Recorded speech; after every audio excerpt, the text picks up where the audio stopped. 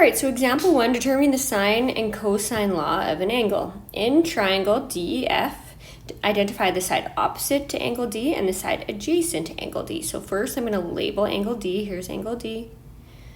The side opposite angle D is across from angle D. So I'm just going to write opposite there where 5 is. So 5 is opposite.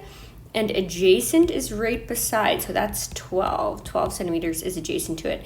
And I am going to label the hypotenuse as well. So across from the right angle is also the hypotenuse, because that's going to help us with our ratio that they want us to do for question 2. So that's question 1. Question 2 says determine sine D and cos D to the nearest hundredth. So all they want us to do for that is come up with the ratio. So sine of angle D is equal to, now remember, sine, if we come back up here, is the opposite side divided by the hypotenuse side. Okay, the opposite side divided by the hypotenuse side. So the opposite of angle D is 5, divided by the hypotenuse, which is 13. And then they want us to round it to the nearest hundredth. So that means we're just going to put in our calculator 5 divided by 13. And we should get a number less than 0, just like I previously had said. So that is 0.38. Okay, that's sine D. Now cos D is equal to my adjacent side, which is 12, divided by my hypotenuse, which is 13.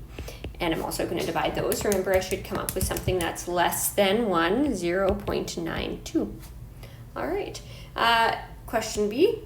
In triangle GHJ, identify the side opposite angle G and the side adjacent to angle G. So if I'm looking at angle G, opposite angle G is all the way across the triangle, so that is my opposite side. Right beside angle G is 15, which is my adjacent side, and I am also going to label my hypotenuse, which is across from my right angle.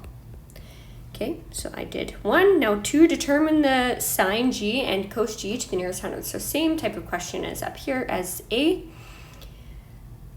So sine G is equal to, so sine always has to do with opposite over hypotenuse, okay? So opposite, which is 8, over hypotenuse, which is 17, and then I'm going to divide them. Remember, I should get a ratio less than 0, that's 0.47. Rounded to the nearest hundredth, that's 2 decimal places. And cos G, remember, cos has to do with adjacent over hypotenuse. So the adjacent side is 15, divided by the hypotenuse, which is 17. I'm going to divide those in my calculator, and it is going to give me a ratio less than 1 as well. Okay, example 2, using sine or cosine to determine the measure of an angle. Determine the measure of angle G and angle H to the nearest tenth of a degree. So this goes back to a couple weeks when we worked with the tan ratio and worked with coming up with angles, okay? So I want angle G, so I'm going to highlight angle G. Now there isn't a side length across from angle G. Okay, there isn't one there, so that's fine. We don't need to worry about that then. Let's label the side lengths that we do have. So right beside G is the adjacent side, and across from the right angle is the hypotenuse side. So what we need to do is we need to look back to our trigonomic ratios, sine or cos, and figure out which one uses adjacent and hypotenuse. So cos uses adjacent and hypotenuse. So I'm going to go back down to my question, and I'm going to use cos because it uses adjacent and hypotenuse. So cos of angle G is equal to my adjacent side divide by my hypotenuse side. Now, if we go back to those tan ratios, what we need to do is in our calculator press second cos, and so it comes up like this, 6 divided by 14. Okay, and that'll give us our angle. So just a reminder, it's second cos in your calculator, second cos. So second cos, 6 divided by 14, that gives me, and it says to the nearest tenth of a degree, so 64.6 degrees, all right, for that angle. Now, what I need to do is I need to come up with my angle H. Now, we can use a trig ratio, but I would just use the idea that you have 180 degrees in a triangle. You're going to subtract your 2 angle measures that you're given, So your one angle measure that you're given is 90 degrees, and your second angle measure that you just figured out is 64.6 degrees, okay? So then, if I subtract those, I should come up with my next angle to be 25.4 degrees. So that is angle H.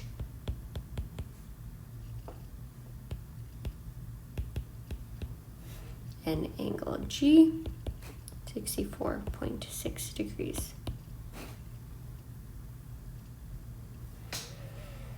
Great. Determine the measures of angle K and angle M to the nearest tenth of a degree. All right, so let's try this one. So let's look at angle K. And across from angle K is my opposite side. Now my adjacent side, there's nothing there, so I don't need to worry about that one. So what I'm going to do is look at my hypotenuse. Now I need to go back up to my trigonomic ratios and figure out which trig ratio uses opposite and hypotenuse, So sine uses opposite over hypotenuse. So I'm going to go back down and I'm going to use sine of my angle K. Sine of angle K is equal to my opposite side 3 divided by my hypotenuse 8. Now when I'm looking for an angle, I need to use that second function. So that second sine, it comes up and looks like this. 3 divided by 8, and that'll give me my angle measure. So again, remember that second sine. Okay, so second sine 3 divided by 8, 22.0 degrees. Okay, they want to the nearest tenth of a degree. Now again, I would use what we know about triangle angle measures, and we know it's 180 minus 90 minus 22, and that's going to give me my leftover angle measure, okay, which is 68.0 degrees. So angle K is 22.0 degrees, and angle M is equal to 68.0 degrees. So remember, these angle measures should all add up to 180 degrees. If they don't, then you've made a mistake somewhere. All right, example 3, using sine or cosine to solve problems. So the angle of elevation is of an object above the horizontal is the angle between the horizontal and the line of sight from an observer. So basically, we're always looking at a horizontal. Remember, horizontal is like you're lying down, and the angle of elevation is how much you're looking up. Okay, so that's the angle of elevation right there. So for this one here, they already give us this triangle. We're working with right angle triangles. Don't start drawing different types of triangles, because that's what we have been working with this whole time is right angle triangles. So a water bomber is flying at an altitude of 5,000 feet. So altitude is the height of it. Okay, so that's 5,000 feet, the height of it. The plane's radar shows that is 8,000 feet from the target site. So we're going to say that's the target, and it is 8,000 feet from the target site. What is the angle of elevation of the plane measure from the target site to the nearest degree? So this is the angle of elevation. They have that labeled for us. All right, so across from there is my opposite side. 8,000 feet is my hypotenuse. So I'm going back up, checking my trig ratios. Which one uses opposite and a hypotenuse? Sine uses opposite and a hypotenuse. So I'm going to go back down. I'm going to use sine of my angle. So I don't know what my angle is. So I'm going to say sine of theta. Okay, that's a circle with a line through it, is equal to my opposite side, 5,000, divided by my hypotenuse side, which is 8,000. And that equals, well, first we'll do the second sine. So when we put it into our calculator, it looks like this, and we would do 5,000 divided by 8,000, and that will give us an angle measure of 39 degrees. Awesome.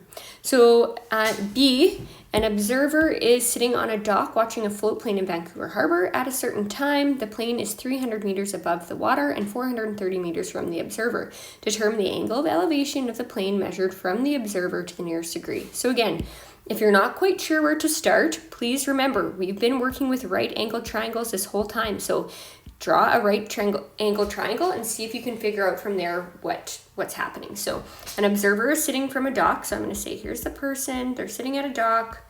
They're watching a float plane. It's 300 meters above the water.